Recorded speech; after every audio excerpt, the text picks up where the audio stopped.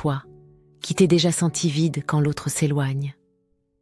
À toi, qui as cru que ton cœur allait exploser sous le poids d'un silence qui ne venait pas de toi. À toi, qui as aimé si fort, que tu t'es oublié.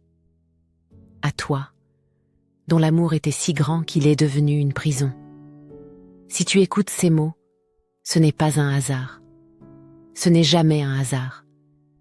Car il y a dans ton cœur une tendresse immense, mais aussi une douleur que tu ne sais plus où mettre. Tu souris parfois, tu fais semblant, tu avances, mais à l'intérieur, tu as peur. Peur de ne pas être assez, peur d'être abandonné, peur d'être seul. Je le sais, parce que moi aussi un jour j'ai eu ce vertige, ce besoin d'être aimé qui dévore tout, même l'amour de soi. Ce discours n'est pas un cours, c'est une étreinte, un refuge, un miroir. Je suis là pour te parler avec des mots qui apaisent, pas qui blessent. Je suis là pour t'aider à comprendre que ce que tu vis n'est pas une faiblesse, c'est une blessure. Et que cette blessure, on peut la guérir. Doucement, à ton rythme, avec tendresse. Aujourd'hui, je vais te parler de 6 clés puissantes et indispensables pour sortir de la dépendance affective, non pas en devenant fort ou détaché, mais en devenant toi-même, enfin, entier, libre, serein. On commence ce chemin de guérison avec la toute première clé. Accueillir ta douleur, sans honte. Parce que ce que tu ressens, ce n'est pas trop. Ce n'est pas faible. C'est humain. C'est précieux. Souvent, on te fait croire que tu devrais être plus forte ou fort, plus détachée, plus indépendante ou indépendant.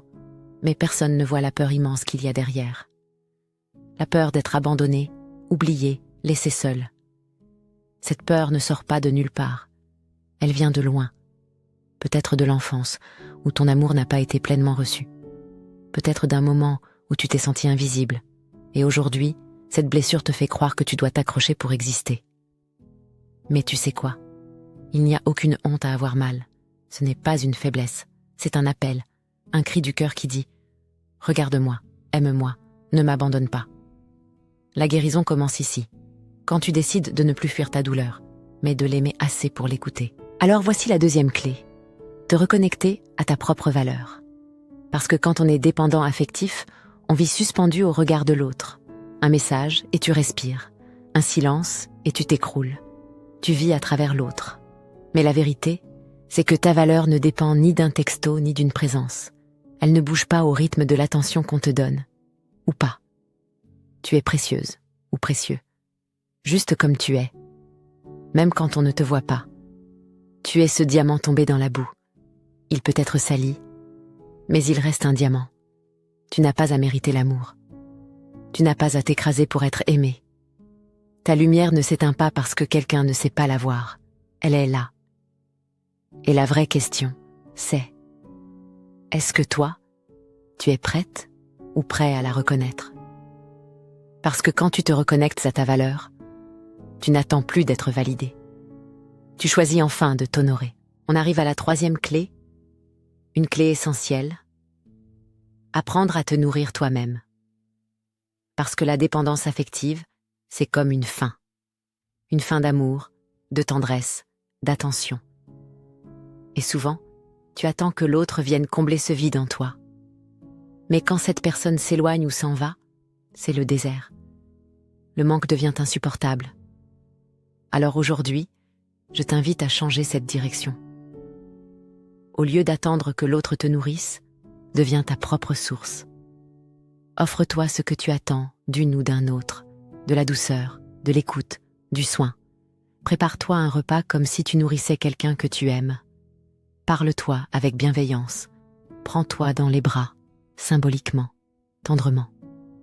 Dis-toi, je suis là pour toi. Ce n'est pas égoïste, c'est vital. Tu n'as pas besoin d'un sauveur, tu as besoin d'un lien solide avec toi. Et chaque petit geste que tu poses pour te nourrir devient un acte d'amour et de réparation.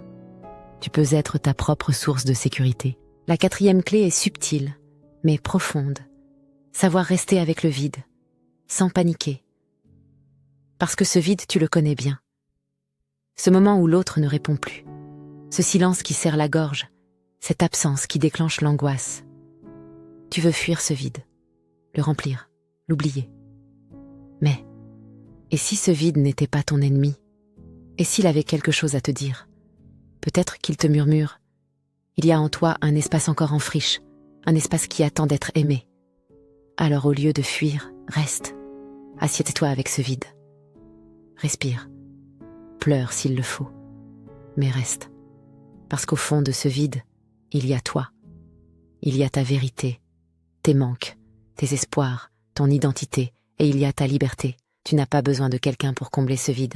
Tu as besoin de toi, debout, présente ou présent, aimante ou aimant, au cœur même de ton propre silence. Ce vide est une porte, une traversée, un retour à toi. La 5e clé, c'est celle qui peut changer toute ta vision, redéfinir ce que tu appelles amour.